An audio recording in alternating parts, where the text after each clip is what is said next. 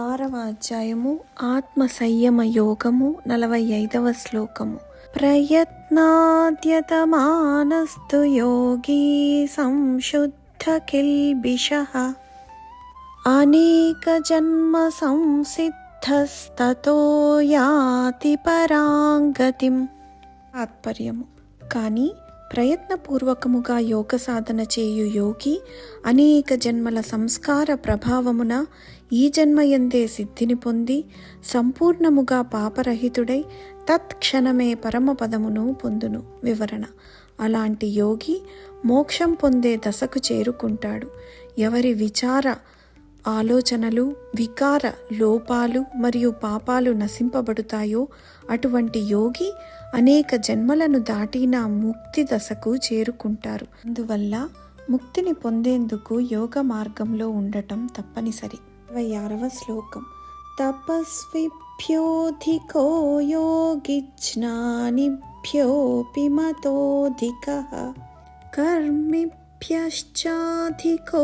యోగి తస్మాద్యోగి భవార్జున. పర్యము. యోగి తాపసుల కంటెను శ్రేష్ఠుడు, శాస్త్ర జ్ఞానుల కంటెను శ్రేష్ఠుడు, సకామ కర్మలను ఆచరించు వారి కంటెను శ్రేష్ఠుడని భావించబడును.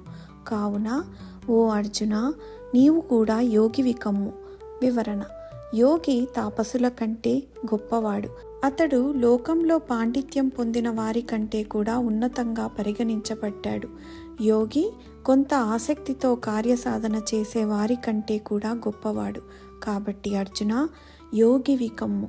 ఒక యోగి తపస్వి కంటే శ్రేష్ఠుడు, జ్ఞాని కంటే గొప్పవాడు మరియు కర్మలు చేసేవాడి కంటే కూడా గొప్పవాడు.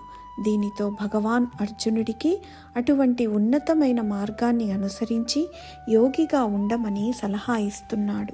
27వ శ్లోకము.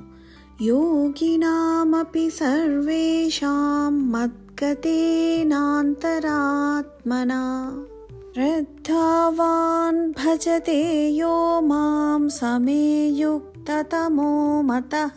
తాత్పర్యము.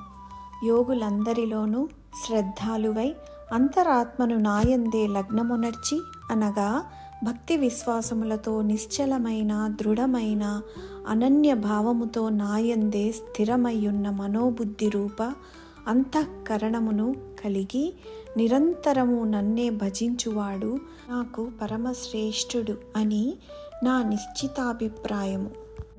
యోగులందరిలో అత్యంత భక్తి ఉన్నవాడు, తన హృదయంలో నన్నే నిలుపుకున్నవాడు, నిరతము నన్నే శ్రద్ధతో సేవించేవాడు ఉత్తముడని నా అభిప్రాయము.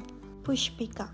ఓం తత్సదితి శ్రీమద్భగవద్గీతాసు ఉపనిషత్సు బ్రహ్మ విద్యాయాం యోగశాస్త్రే శ్రీకృష్ణార్జున సంవాదే ఆత్మసంయమయోగో నామ 6థోऽధ్యాయః.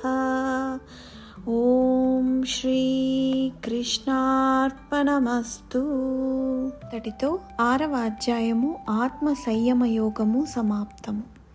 యోగేశం సచ్చిదానందో వాసుదేవం వ్రజప్రియం ధర్మ సంస్థాపకం వీరం కృష్ణం వందే జగద్గురుం. శ్రీకృష్ణం వందే జగద్గురుం. శ్రీకృష్ణార్పణమస్తు.